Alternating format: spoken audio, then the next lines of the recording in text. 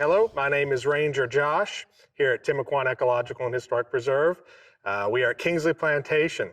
The site that we see behind me is the house we know as the Kingsley Plantation. It was constructed in 1798 by a man named John McQueen, a planter from Georgia. He came down here and received the Spanish land grant that allowed him to build this structure here. This was part of Spain at that time. Ownership transferred to a man named John McIntosh soon after, probably about 1804, and he operated this plantation until about 1812.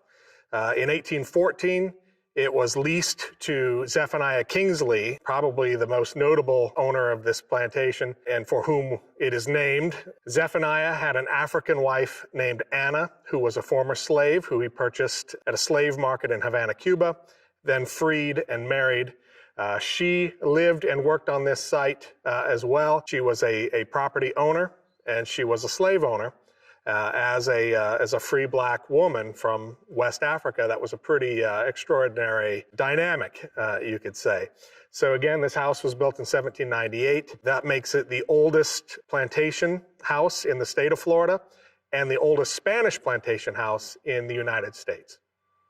Okay, we've moved behind the main house and we are in front of what we call the kitchen house. The kitchen house served two purposes in its construction. One, it was the kitchen in which the food for the residents of the main house and the plantation owners, the food that they ate. The kitchen was built separately for safety purposes. Obviously, when you introduce flame to a wooden structure, that increases the risk of fire. So therefore, the kitchen was built separately from the main house.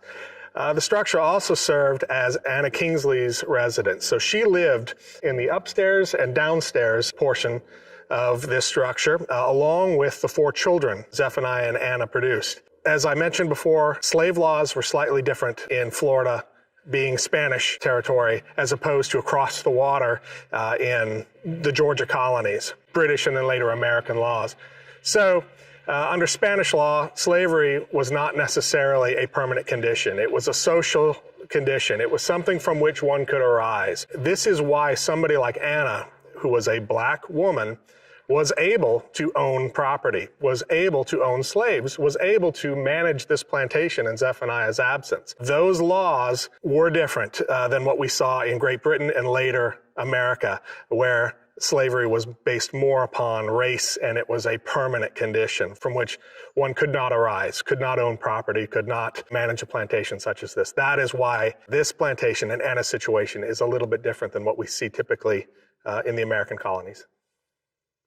One of the things that makes this plantation such an interesting and important place are the structures that we see behind me here. These are the slave cabins. These cabins are oriented in an arc, a total of 32 cabins, 16 on each side of the road.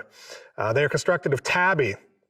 Tabby is a material like concrete that was made by mining the oyster shells left behind by thousands of years of Native American occupation on this island. The construction method involved harvesting these shells, burning them to make lime, mixing with sand and water to make a concrete aggregate, and then pouring these structures using forms. As I said, they are laid out in a semicircle, and this is the only plantation in the world in which you will see this orientation of the slave cabins. Why is this? Well, we believe that these cabins were constructed during Anna Kingsley's time overseeing this plantation. And Anna grew up in Western Africa in a Wolof village. Her villages were built in the shape of a circle with the common areas inside of that circle.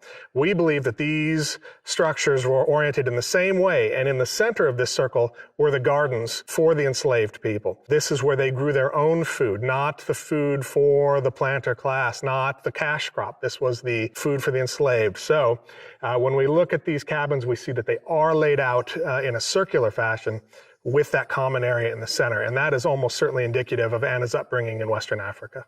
So through archaeology in all of these slave cabins, we've learned some very interesting things. One is that there are evidence of firearms in each one of these cabins. So that indicates that the enslaved people were actually armed. And that makes sense because they were expected to hunt for their own food in some cases. Also, we find sort of this West African creolization of religion. And we see evidence of these things happening in these cabins. Things such as quartz rocks that are not native to this area, buried in the floor of these structures. Certain implements like the head of a hoe buried near the entrance of one of the slave cabins. But we did find a sacrificed chicken inside one of the cabins, a fully articulated chicken that was buried in the center of the living space. And this indicates that religion brought from West Africa was alive and well, even if it was in a creolized form here at this plantation. One of the more interesting aspects of this plantation is the living links to the past. Behind me is a live oak tree. We don't know how old this tree is for sure, but we know it's very old. It could be as old as 500 years old. We do know that it was a full-grown tree when this was a working plantation. Why is this important? The tree is alive and well today. In 2011, the University of Florida came here and conducted some archaeology in the vicinity of the tree. And through that archaeology, it was determined that some of the enslaved people were buried oriented around this tree. So this tree had special significance to the enslaved people who lived and toiled here. The fact that it is still alive and doing well today serves as a living link to that past. It is something that is alive and something we can touch and take us right back to that point, something that was important to the enslaved people who lived here.